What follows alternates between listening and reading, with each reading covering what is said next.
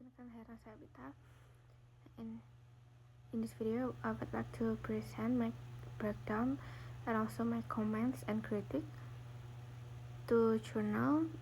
The title is Implementing Early Sexual Education as a Preventive Measure Against Sexual Harassment in Children by Hasan Ubaidillah Giotto and Lutfi Argupi Purnomo. So the first one, I would like to explain my findings in this journal. The first one is educational institutions must address the rising incidence of sexual harassment against children by systematic prevention measures such as the early introduction of sexual education. The second one is this journal is using the researchers employ a qualitative descriptive technique, and the subject of the study is the classroom teacher, while the informants are the curriculum teacher, the health responsible teacher, and the school principal of PA Aisyah Jawas. The methods data collection is observation, interviews, and documentation. And to verify the validity of the research data, the researchers use the technique of method triangulation and source triangulation. Meanwhile, data analysis methods include condensation, presentation, and conclusion drawing. The findings of the study indicate that early childhood education institutions can effectively reduce sexual harassment by adopting comprehensive sexual education programs that specifically target early stage education. This journal also implement some instruction children on independent genital hygiene, such as toilet training, educating children on permissible and impermissible contact with body parts, segregating sleeping arrangement by gender, exemplifying healthy interpersonal relationship, fostering adherence to hygienic practices, and imparting knowledge on safeguarding oneself against sexual harassment. The next key point is, according to data provided by the Ministry of PPPA, that there are total of 157 recorded 1157 recorded cases of child harassment in 2019. Sexual harassment is not confined to urban areas but can occur in many Indonesian cities. PPPA explained that this case was influenced by various factors, including economic, social relations, and IT. According to Pinheiro, adults who are close and acquainted with the child's life are the most likely perpetrators of violence against children. Similarly to Solihin, individuals who possess the capacity to inflict violence upon children include relatives such as fathers, mothers, grandfathers, grandmothers, uncles, aunts, and other relatives. In addition, adults such as teachers, school principals, and neighbors fulfill various roles in children's life. They are responsible for educating, caring for, and meeting the needs of children. Consequently, adults perceive children as vulnerable, and as a result, children can become victims in violence carried out by adults. The culprit, who has the teacher, frequently engage with his students. Considering the prevalence of sexual harassment in educational institutions, it is necessary to provide education and outreach to all people inside educational institutions and promote holistic, integrative learning for children to ensure their safety. There are many different forms of sexual harassment against children, such as touching or stroking their body parts, pressuring or causing them to reveal their body parts, compelling them to engage in sexual activity, or exposing their genitals.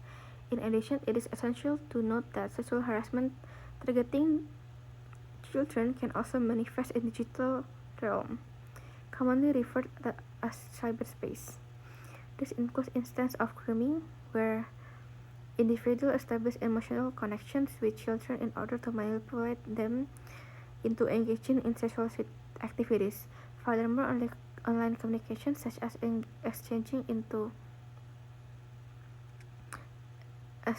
messages, photos, and video of a sexual nature, can also contribute to this form of violence. Lastly, the online sexual exploitation of children involves forcing them into producing explicit photographs or videos that can be monetized through the buying and selling process.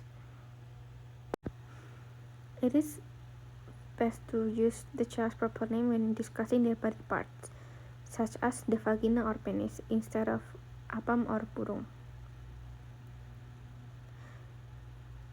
It is also essential to teach children proper hygiene practices, such as cleaning their genitals and using the toilet correctly, since children will develop an understanding of personal cleanliness and a sense of modesty regarding their private parts. It is also necessary to foster a feeling of humiliation from an early stage,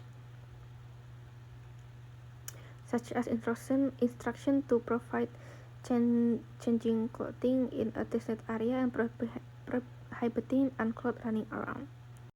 It is also important to teach children where body parts can be touched and untouched, such as mouth, chest, thighs, genitals, and buttocks that should not be exposed or physically contacted.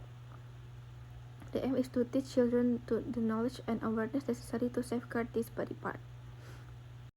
Also, education to the individuals to have the courage to refuse, raise their voices, and run if they feel threatened or being harmed. Strategies for preventing sexual violence involve implementing introductory sexual education programs that prioritize early-stage sexual education initiatives. The implemented measures encompass educating children about anatomical structures and their respective functions, fostering self-sufficiency in genital hygiene, such as toilet training, instructing children on appropriate and inappropriate physical contact, segregating sleeping arrangement by gender, exemplifying healthy interpersonal relationships, promoting adherence to hygienic practices, and imparting knowledge on safeguarding oneself against sexual harassment. And the next one is my comments and thoughts about this journal. Is the background clear and focused? Yes, the background is clear and focused and aligned with the results. Have I found the research gap? There is no clear research gap in the background.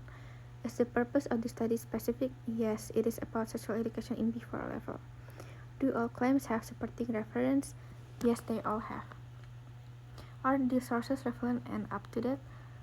Are the sources relevant and up to date? Yes, they are all up to date. Is there any paragraph with unsupported claims? No, there are not. Is the design clearly stated and justified? Yes, it is clearly stated. Are the data collection and analysis consistent with objective? Yes, it is consistent. Did it use academic language and translation? Yes. Any verses that sound too AI generated or unnatural? No, there's not. So, since I'm going to make a book project, it is about teaching sexual education at an early age. I found this journal is very relatable for my project. This journal aims at children in age 4 to 6 years old. Meanwhile, me and my partner aim at children aged 5 to 7 years old. Data collection also will be qualitative like this journal. I found this topic very interesting and important since Indonesian parents still consider this topic as a taboo, especially around where I live. What I understand the most about this topic is that we need to teach children as early as possible about sexual education, especially about their bodies, to prevent sexual harassment. So my comments about this journal is the first one. Almost all references are local, religious, and normative, and lacks of international frameworks such as UNESCO's or World Health Organization or Global Research on Comprehensive Sex Education, aka CSA. Also, The study does not specify the number of informants clearly. Data analysis steps such as reduction, display, conclusion are not mentioned superficially without examples. But the categories such as body parts, tailor training, boundaries, and etc. were well organized into thematic categories. The findings are consistently linked to regulation, such as ministerial regulation. But the findings section does not include quotations from interviews or detailed observation.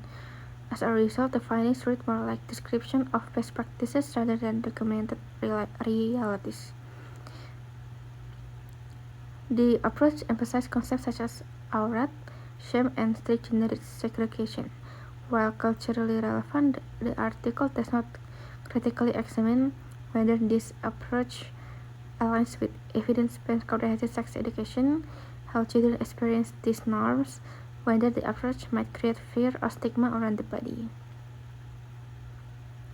There's also missing elements like teacher discomfort or lack of training, parental resistance, children's misunderstanding or confusion, practical barriers in implementing such education.